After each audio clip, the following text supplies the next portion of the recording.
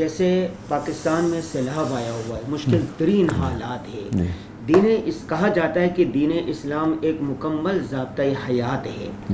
ہمیں اسوہ حسنہ سے کیا پیغام ملتا ہے کہ اگر اس طرح کے مشکل حالات ہو تو ہمیں کیا کرنا چاہیے؟ سیرت سے کیا رہنمائی ملتی ہے؟ دیکھیں، سیرت سے، قرآن پاک سے، انبیاء کرام علیہ الصلاۃ والسلام کے جو قصص اللہ نے بیان فرمائے ہیں قرآن پاک سے،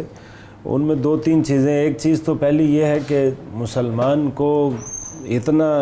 بصیرت والا ہونا چاہیے، اور خاص طور پہ مسلمانوں کی لیڈرشپ کو، کہ وہ آنے والے حالات کو، آنے والے مسائل کو پہلے سے بھانپے.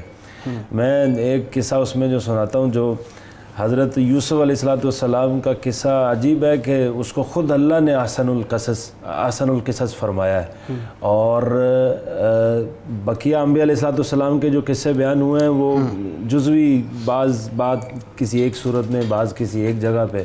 لیکن حضرت یوسف علیہ السلام کا قصہ پورے کا پورا ایک ہی صورت میں بیان ہوا ہے، سورہ یوسف میں بیان ہوا ہے، اور خود اللہ نے فرمایا کہ سب سے خوبصورت، سب سے احسن پیغام وہ یہ ہے. اس میں اگر ہم دیکھیں نا تو بہت عجیب، اس کے اندر بہت اسباق ہیں. اس کے اندر ایک جو، جیسے آپ نے یہ جو سیلاب وغیرہ کے حوالے سے بات کی، تو ایک جو اس کا بہت بڑا حصہ وہ یہ ہے کہ ہم سے من حیث مجموعی طور پر ہم سے وہ نکل گئی ہے، پلاننگ نکل گئی ہے، مینجمنٹ نکل گئی ہے. آگے کا جو سوچنا ہے نا کہ 50 سال، 60 سال، 100 سال بعد، یا کم از کم 1 سال تک تو ہم اپنی پلاننگ کریں، وہ بھی ہم سے نکل گئی ہے. یعنی اس کا میں خود اللہ نے سنایا، عزیز مصر نے خواب دیکھا کہ 7 دبلی پتلی سی گائیاں ہیں، وہ 7 موٹی تر و تازہ گائیوں کو وہ کھا رہی ہیں، اور خشک بالیاں اور سرسبز بالیوں پہ چڑھ رہی ہیں. تو عزیز مصر نے خواب دیکھا، مشہور قصہ سب کو معلوم ہے. حضرت یوسف علیہ السلام نے اس کی تعبیر بتائی کہ بھائی اس کی تعبیر یہ کہ 7 سال جو ہیں وہ قحط سالی کے ہوں گے، اور 7 سال پہلے سرسبزہ ہوگا، سارا اچھی فصلیں ہوں گی، پھر 7 سال قحط کے آئیں گے. اب ہم اگر اس دور میں زندہ ہوتے تو ہم ہاتھ باندھ کے بیٹھ جاتے کہ عزیز مصر نے خواب دیکھا ہے، اور یوسف علیہ السلام جو اللہ کے رسول ہیں، اللہ کے نبی ہیں، انہوں نے اس کی تعبیر بتائی ہے، لہذا عذاب آئے گا، اور جب سب مریں گے تو ہم بھی مریں گے. لیکن ایسا نہیں ہوا. وہ خواب بھی سچ تھا، اس کی تعبیر بھی ٹھیک تھی، لیکن اس تعبیر سے نکلنے کے لیے اور اس مسئلے کو حل کرنے کے لیے یوسف علیہ السلام نے پھر پلان دیا. یہاں سے پھر انسان اس میں ڈیوائیڈ ہو جاتے ہیں کہ دیکھیں، ایک حالت یہ تھی کہ بھائی ٹھیک ہے، نبی نے تعبیر بتائی ہے، اب قحط آئے گا تو مریں گے سب، تو یہ سب انسان کیا، پھر تو جانور ہی، یعنی سوچ ہی نہیں سکتا، اگر اپنے آپ کو بچا نہیں سکتا. ایک ویژن اور مشن وہاں یہ بن سکتا تھا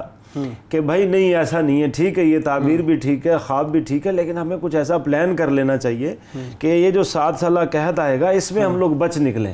تو کوئی ایک بندہ کھڑے ہو کہتا ہے یار میرا مشن، میرا ویژن یہ ہے کہ ہم انشاءاللہ اس 7 سال میں کوئی ایسی پلاننگ کر لیں گے کہ کوئی بھی بندہ وہ بھوکا نہ مر جائے. کوئی ایک شخص اور کھڑا ہوتا ہے، کہتا ہے یہ بہت اچھا مشن ہے، بہت اچھا ویژن ہے، لیکن میرا جو ویژن ہے وہ یہ ہے کہ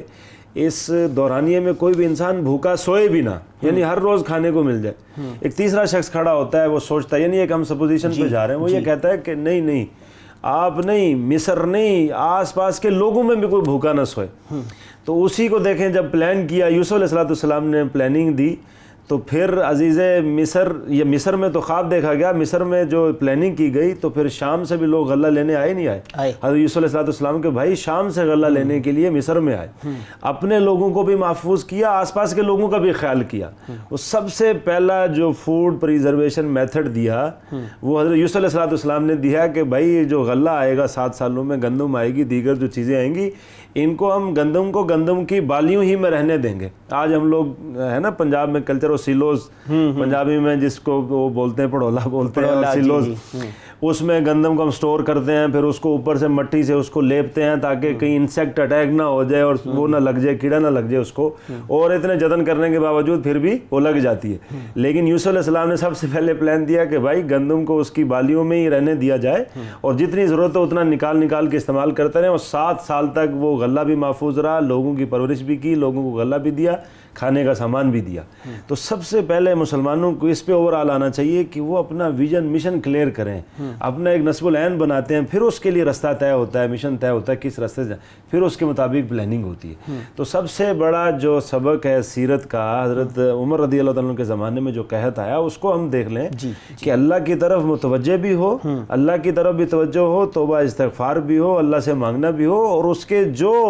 ظاہری اسباب ہو سکتے ہیں ان کو بھی اختیار کیا جائے۔ حضرت عمر رضی اللہ تعالیٰ نے وہ دور دور سے غلہ منگوایا اور لوگوں کے پرورش کا باقاعدہ نظام بنایا کہ اس قحط کے دنوں میں ہم کیسے نکل سکتے ہیں۔ تو وہ اگر ہم پڑھیں وہ کیسی زبردست مینجمنٹ ہے، ہم حیران ہوتے ہیں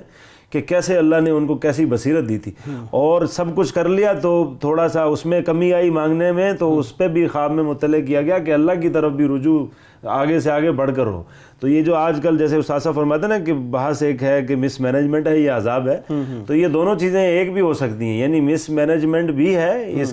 کی تائید کرنا درست ہے، عذاب کا انکار کرنا درست نہیں ہے، یعنی مس مینجمنٹ بھی ہے، اور یہی عذاب ہی کی شکل ہے کہ مس مینجمنٹ کی وجہ سے مسائل ہو رہے ہیں اور ہم پلاننگ نہیں کر پاتے۔ کتنا بڑا نقصان ہو گیا، کتنے بڑے لوگ بیچارے اس حادثے میں شہید ہو گئے، 1200 سے اوپر کتنے لوگ بے گھر ہو گئے، عورتیں بچے بوڑھے سب بیچارے پریشان ہیں۔ تو اگر تھوڑا سا پہلے سوچ لیا جائے، اس کو پلان کر لیا جائے، تو ان کے حادثات سے ہم بہت بہتر طریقے سے نکل سکتے ہیں اور بچ سکتے ہیں۔